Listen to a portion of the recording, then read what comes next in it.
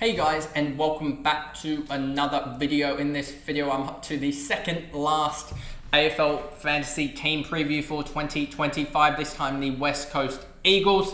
This one's probably going to be a little bit shorter, much like I think the Swans one ended up being. I'm not 100% sure though, as this is recorded right after that. But anyway, this one's, I think, New Year's Eve, I believe this one is. So I believe I'm back in the country now that this one actually is uploaded. So I should be back in the country already, even though I've recorded this before I actually go. So yeah, I'm pretty sure there'll be live content back on the 1st or the 2nd, depending on how I feel from the jet lag. But anyway, yeah, this is all recorded in advance, and let's just get into this video. So first of all, West Coast Eagles, there's not much, to be honest, to be looking at for West Coast. Liam Duggan, 88.7. Maybe he gets a better role, but so it's interesting. Maybe I should do the with or without with regard to the likes of Alex Witherden and how that impacted the likes of West Coast Eagles running halfback. So Witherden is actually on here.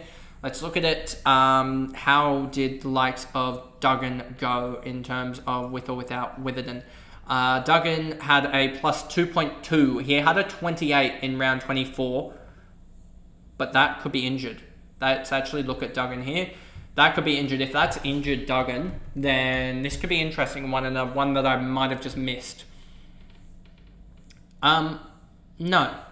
He somehow... I have a feeling that shouldn't be counted, I don't think.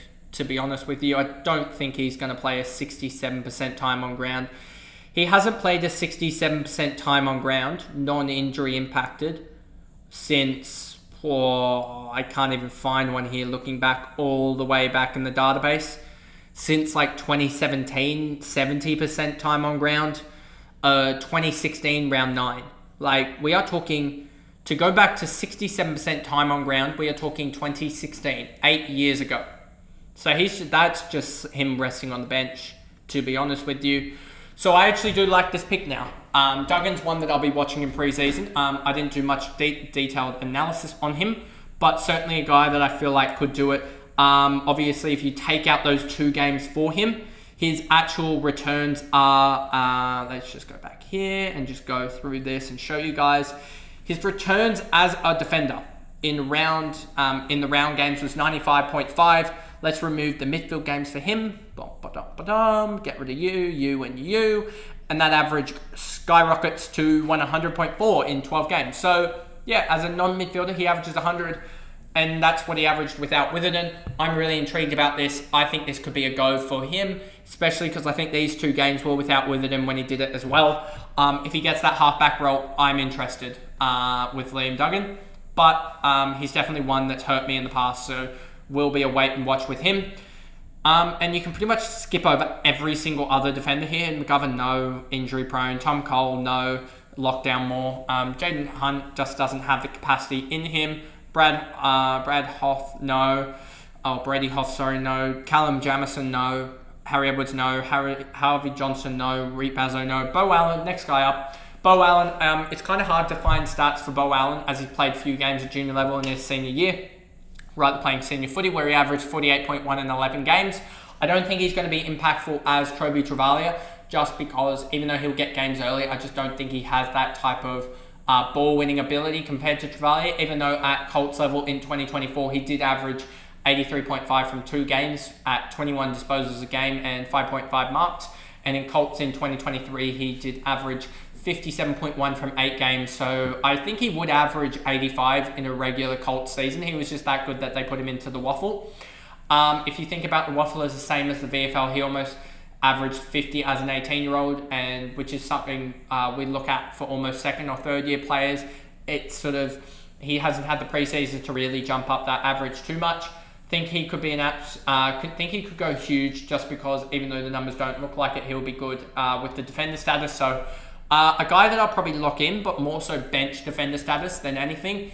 And yeah, we'll use that there, I think. And I don't think it'll be more valuable in Supercoach than Fantasy, I feel like, just because of the flex position will help him out a little bit more so when he's needed on field to cover the guys for the early buy in round 3 that will happen. Then we move on, completely move on to Elliot Yeo. Don't think there's much value there. Tim Kelly, no. Harley Reid's the next guy, and the problem with Harley Reid, 20 games, 66.8 or 66.7. It pretty much puts him at 685k. Harley Reid is much of a unicorn, or whatever you want to call him, for his ability to play 20 games at 70% CBAs, and he's still able to be a game winner or high impact game player late on in the season. Can he improve with another preseason under his belt? Injury concerns, I believe, early this preseason. Problem with Harley is that he's an impact per possession over quantity of possession player. But could we see him rise to a 22 possession player? Get another 4 kicks per game, get maybe another tackle or another mark per game, and suddenly that rises to an 85. He is at 66, so he does give away quite a fair few free kicks from memory here. Let me just look at Harley Reid here. I'm pretty sure he has a negative free kick differential here, and it's pretty bad. 2.1 free kicks for, 2.4 against. That's pretty bad, to be honest with you. But anyway, he'll be fine, I think. I don't think he'll be as impactful. I still think he'll be one that's selected highly, even though he's a midfield only. But yeah, I just don't think he has the capacity to really improve on his scoring too much in fantasy. I feel like he's going to be a type of guy that cops out at like a 90 or so, 95 range, but could almost win Brownlows off 90, 95, which is quite crazy to think about. Next guy up I have, and this is really where West Coast Eagles do really struggle, is that Ginbey is the next guy up, but he's priced at 60.1, 617k.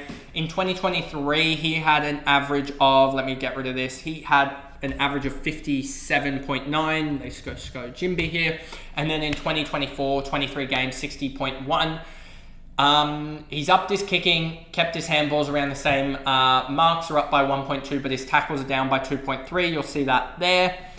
The interesting one for Ginbey, and his CBAs have gone down 10%. It's interesting to see his role in 2025, as we've seen him play as a tall halfback in 2024, whilst also seeing him played in 2023 in the middle as a tackling machine. But he did break down pretty early. If we I'll show you this here. If we go to 2023, you'll see here he started to really break down, and you'll see his minutes kind of decreased. He really was only playing like here, you can see, and then he started to really not score that well. It started to be pushed out around. You just see he really just started to slow down until the point that he just got injured, and that was his season over. So it'll be intriguing to see what happens with him in 2025. But we've seen in the first 3 games of his AFL career, he did average 81.7. If he does do that, he could be valuable. I just don't think he does, to be honest with you. 3rd year breakout potential, given that his TOG is up in 2024. I know that is off halfback rather than midfield, but if he had another couple of pre-seasons to increase his tank from the 2023 version that we started with, could he do that for a massive range? Could he do that for the first 10 games and average 100? Could he do that?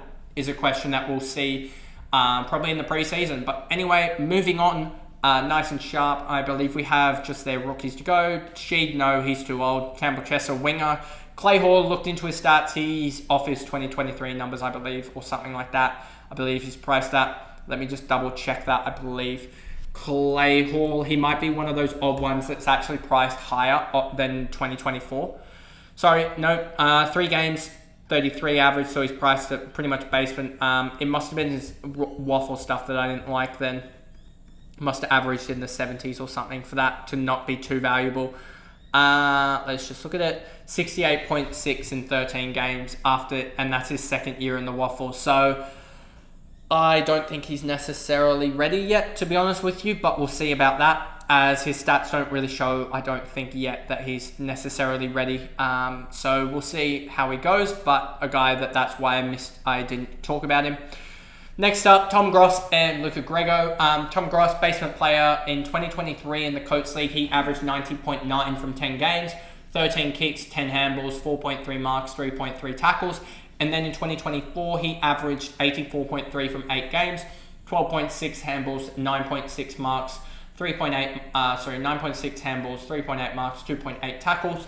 Tom was a very good late pickup in the 2024 National Draft at pick 46, a 181 midfielder forward with the strengths of explosive physicality, whilst also being versatile. Could see him get an early debut in 2025 at the Eagles.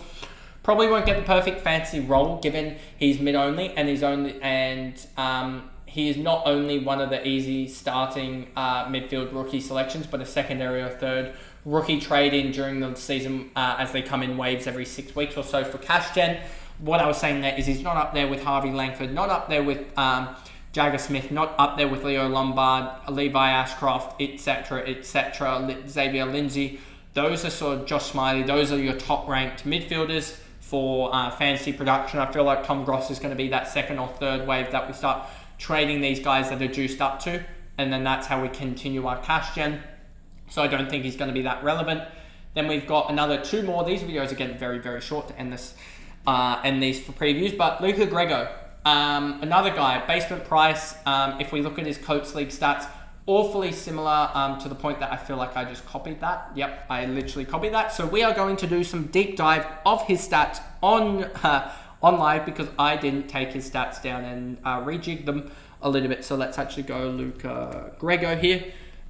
You'll see 13 games here. 13 games, 75.1. Let me just quickly get these stats up here. 12.3 and 5.8 handballs. Then you have 3.1 marks. And then the last stat we've put in is 4.5 tackles. That's his 2023 numbers. 2024, you'll see he averaged 91.9 from 13 games. Upped his kick slightly, but massively upgraded his actually upgraded his handballs and his marks. Handballs from 5.8 to 9.9. His marks from 3.1 to 4.8, sorry. And his tackles actually went down. Another late draft selection by the Eagles in the 2024 National Draft. Probably won't play in the early part of the Eagles season due to the logjam at the midfield selection. Even Tom Ross is probably ahead of him. Alongside Bo Allen could even play that role as well. Ginbey, Reid, Yo, Hewett, which we'll get to, Kelly, I've just named off heaps of guys there, and could also play off halfback where he's had good attacking flair and want to be physical in defence, which makes him an on-field leader is what the sort of read up said of him. And basement price 230k, I just don't think he'll play early on, so just a second or third wave rookie I feel like. Then we skip through there. Ruckman literally don't matter. And Bailey Williams, Flynn, Barnett, Reid, and Livingston. And we get to Baker, one guy that I thought about, but you'll see other guys, so much more value elsewhere pretty much. So yeah, just a no from me, to be honest with you, for the likes of Liam Baker, even though I did look at his stats slightly, and I do think he gets potentially even a midfield role at the West Coast Eagles. Could get half-back role. Half-back role could be interesting for Baker. And could dent into the likes of Duggan, but we'll just have to wait and see on that. Waterman, no. Cripps, no. Graham, no. Liam Ryan, no. Oscar Allen, no. Owies, Petrocelli, no. Williams, no. Long, no. Hutchinson, Marek, no. Brockman, Dua, Rollinson, and then we get to Elijah Hewett, the last guy I want to talk about here, and we'll talk about him for a little bit here. If I talk about him as what stats are we going to go for? We're going to go for his 2020. We're just going to look at his player stats here. So, Hewett here, if I just go here, Elijah Hewett gets a full 30% discount given that he didn't play in 2024. A full discount on his 46.3 prices him at 32.4, which is 333k respectively. And I believe he missed 2024 due to a foot injury. And I think he was building up all right in... No, he actually didn't play at all in the Waffle in 2024, sorry. Let me just look at his Waffle stats in 2023 and you'll see, and 2022, sorry. You'll see he averaged 62.3 from 9 games. That's already plus 30. That gets us into the category. He's had more pre-seasons. And if you actually look at his stats when he actually gets on ball, you'll just see this, I believe. He was actually playing on ball quite a lot and didn't play on ball in this game. But when he does play on ball, he averages 56.1 in non-sub related games, which is already plus 24. And so it's said to be training the house down with a midfield role in 2025. Had a good run in 2023. Like I said, 56.1. I highlighted that. 20 plus 23 on point at the moment. Expect him to do even better with another preseason under his belt. So I expect him to average in the mid-60s, which could be really, really valuable in the mid-60s. Especially in the forward line. That's almost like a +5 for him being in the forward line, averaging that. So yeah, just really, really valuable, I feel like, especially in that F6 combination with Dan Curtin and on the bench potentially with Caden Cleary or something like that.